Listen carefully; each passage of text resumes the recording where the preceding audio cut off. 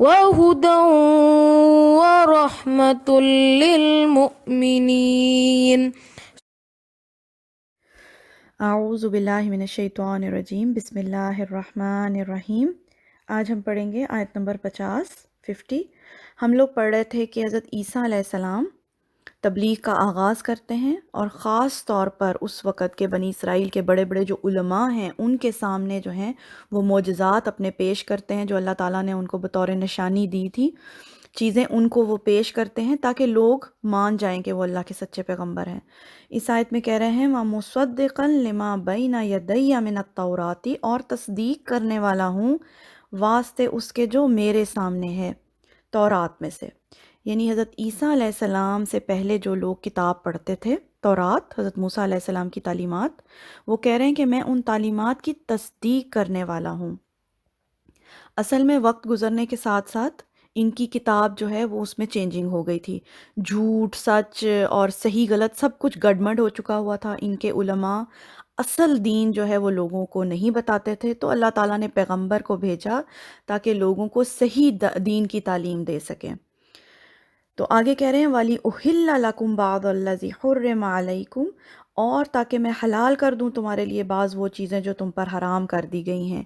اور دین میں جو ہے اتنی سختی ان کے علماء نے کر دی تھی کہ خود بخود ہی چیزیں اپنے اوپر حرام کر لی تھی جو کہ اصل دین میں نہیں تھی۔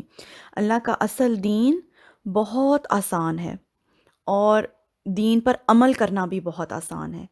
جب کبھی آپ دین میں بہت زیادہ سختی کریں اور خود بخود ہی چیزوں کو اپنے اوپر حرام کر لیں تو آپ تو اپنی لائف گزار لیتے ہیں، مگر آنے والی جو جنریشنز ہوتی ہیں نا ان کے لیے پھر دین میں عمل کرنا بہت مشکل ہوتا ہے۔ پھر وہ کیا ہوتا ہے کہ وہ دین کو آہستہ آہستہ چھوڑ دیتی ہیں۔ تو یہ بنی اسرائیل میں بھی یہ ہوا، اور ہمارے معاشرے میں بھی یہ چیز دیکھنے میں آتی ہے کہ ہمارے جو دینی علماء ہیں بعض دفعہ بہت زیادہ دین پر سختی کر دیتے ہیں، اور اللہ کا دین تو بہت آسان ہے، اور ہوتا کیا ہے کہ آہستہ آہستہ دین پر سختی کی وجہ سے جو ہے آنے والی جنریشنز جو ہیں وہ دین کو چھوڑ دیتی ہیں، اور اصل دین جو ہے نا وہ مشکل ہو جاتا ہے لوگوں کے لیے۔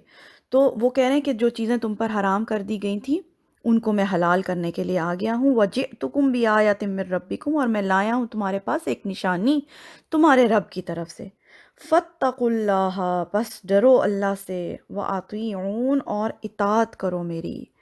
اب آپ خود سوچ سکتے ہیں کہ جو ان کے بنی اسرائیل کے بڑے بڑے علماء تھے، جیسے 80 80 90 90 سال کے بڑے علماء، اور وہ بڑی بڑی مسندوں پہ بیٹھے ہوئے ہیں، خود کو بہت وہ دین کے ٹھیکیدار سمجھتے تھے، اب ان کے سامنے ایک 25 سال کا نوجوان آ کے کہہ رہا ہے کہ میری اطاعت کرو، اللہ سے ڈرو۔ تو آپ خود سوچ سکتے ہیں کہ کتنی انہوں نے بات مانی ہوگی حضرت عیسیٰ علیہ السلام کی۔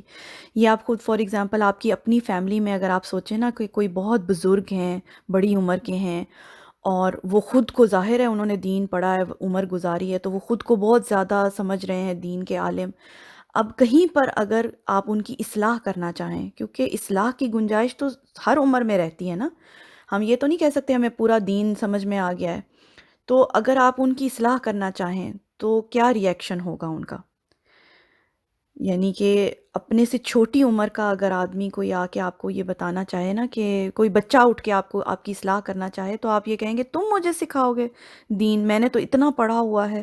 تو یہی ان کے ساتھ ہوا دینی علماء کو، جب انہوں نے دین کی دعوت دی حضرت عیسیٰ علیہ السلام نے، اور یہ کہا کہ میری اب اطاعت کرو، تو انہوں نے جو ہے مکمل طور پہ انکار کر دیا۔